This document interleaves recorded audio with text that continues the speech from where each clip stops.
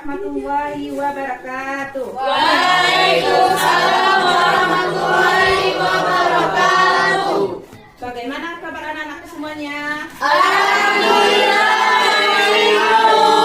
Alhamdulillah ya, kita semua dalam keadaan sehat. Baiklah anak-anak sekalian, sebelum kita belajar ada baiknya kita membaca doa dulu ya. Mari kita mulai. Siapa ketua di sini? Ya, Febri silahkan. Kamu yang memimpin doanya. A'udzubillahi minasyaitonirrajim. Bismillahirrahmanirrahim.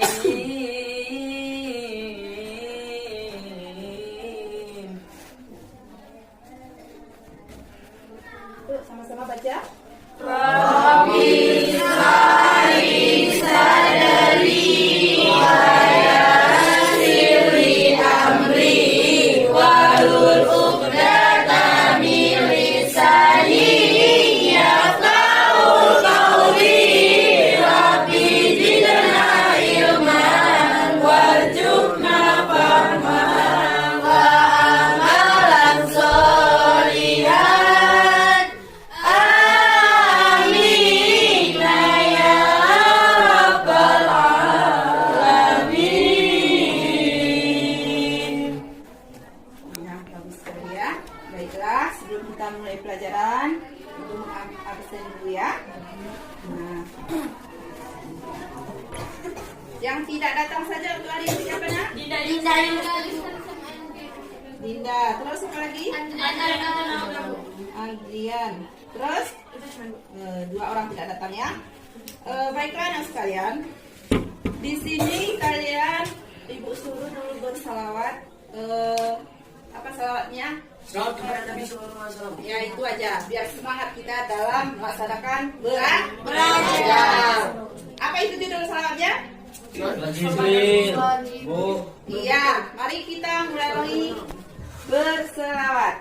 Sallallahu ala Muhammad. Sallallahu alaihi wasallam. Sallallahu ala Muhammad. Sallallahu alaihi wasallam. Ya Nabi salam alaika. Ya Rasul salam alaika. Ya Habib salam alaika. Salawatullah alaika.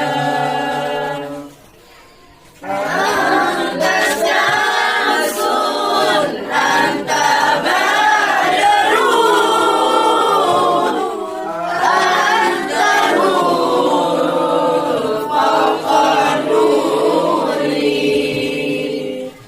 Anta syamsun, anta badrun, anta nurul fawqa nuri. Anta isiru wa ghali. Anta misbahu suduri. Ya Nabi salam alaika. Ya Rasul salam alaika. Ya Habib salam alaika.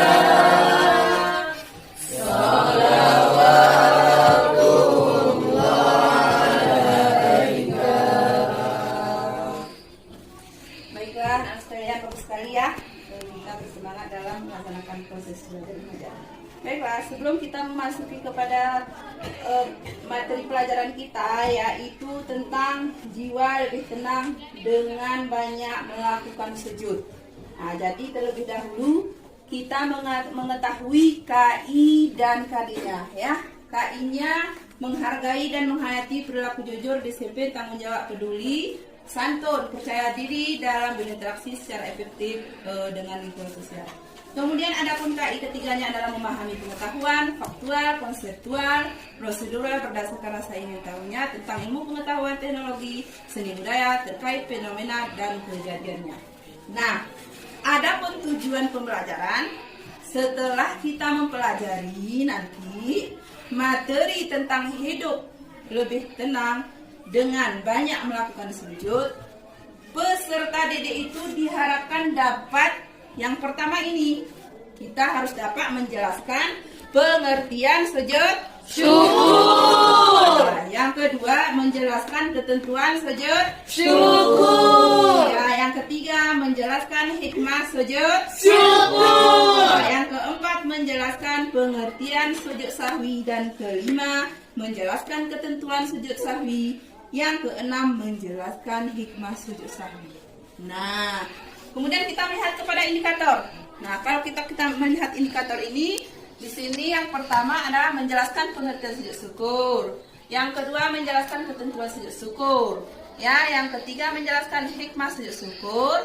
Yang ketiga menjelaskan pengertian sujud sahwi. Yang keempat menjelaskan ketentuan sujud sahwi. Dan yang terakhir menjelaskan hikmah sujud sahwi. Ya, minggu yang lalu kita sudah belajar tentang lebih dekat dengan Allah dengan mengamalkan sholat sunnah. Video khorosa dan syukurillah rawahu Abu Dawud wa Tirmidzi. Arti lengkapnya adalah sebagai berikut. Dari Abu Bakar, sesungguhnya apabila datang kepada Nabi Shallallahu Alaihi Wasallam sesuatu yang menggembirakan atau kabar suka, beliau langsung sujud bersyukur kepada Allah. Hadis diriwayatkan oleh Abu Dawud dan Tirmidzi. Berikut ini adalah sebab-sebab melakukan sujud syukur. Dari ilustrasi gambar dapat dipahami bahwa sujud syukur dilaksanakan apabila mendapatkan nikmat dari Allah SWT seperti diberi kemudahan dan keselamatan dalam melaksanakan ibadah haji. Yang kedua, terhindar dari bahaya atau bencana yang ketika itu terjadi, maka segeralah untuk melakukan sujud syukur tanpa menunda-nunda. Contoh, selamat dari gempa, kebakaran, dan lainnya.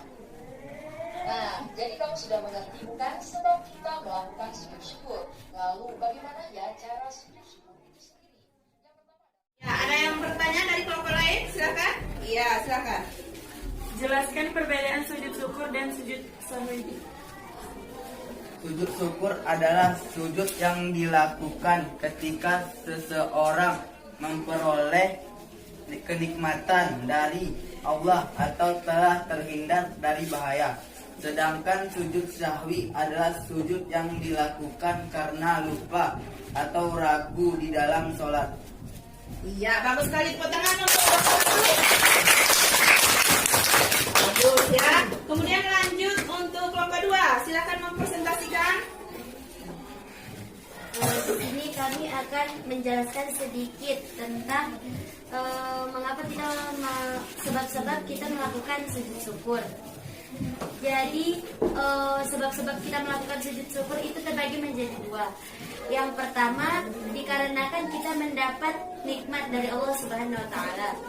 Nah, apabila kita mendapatkan suatu nikmat atau baru saja kita mendapatkan kabar yang menggembirakan, seketika itu juga kita harus melakukan sujud syukur tanpa menunda-nundanya lagi. Nah, yang kedua, karena terhindar dari bahaya atau kesusahan yang besar. Apabila kita terhindar dari suatu bahaya atau bencana yang ketika itu terjadi, maka segeralah untuk kita melakukan sujud syukur tanpa menunda-nundanya lagi. Misalnya ketika terjadi gempa bumi, seisi rumah ternyata dapat menyelamatkan diri semua, maka saat itu disunahkan untuk melakukan sujud syukur. Ya, sudah? Iya, mungkin dari kelompok lain ada yang bertanya?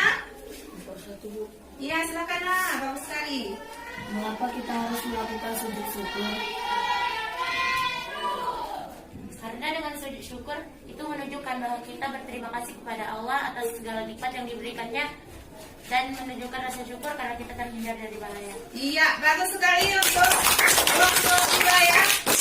Kemudian untuk kelompok 3 lagi mempresentasikannya.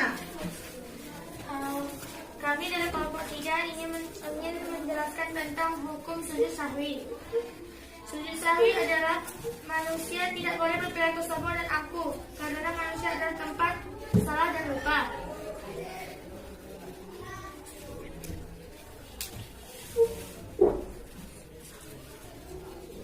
Dan sujud sahwi adalah hikmahnya memohon ampun kepada Allah. Memohon ampun kepada Allah karena ia telah melakukan kesalahan dalam melakukan sholat. Ya, terus apa lagi? Dan memperoleh tambahan hikmat dan memohon dan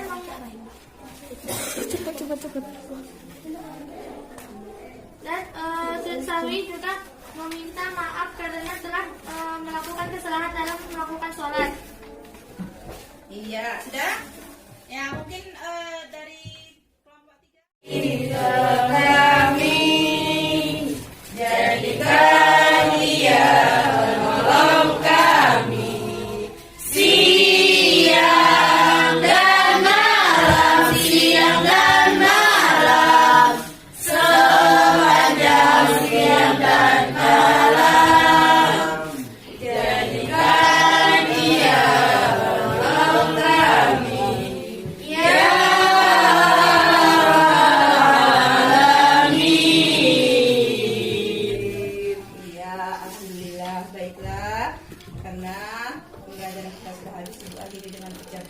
Assalamualaikum warahmatullahi wabarakatuh. Waalaikumsalam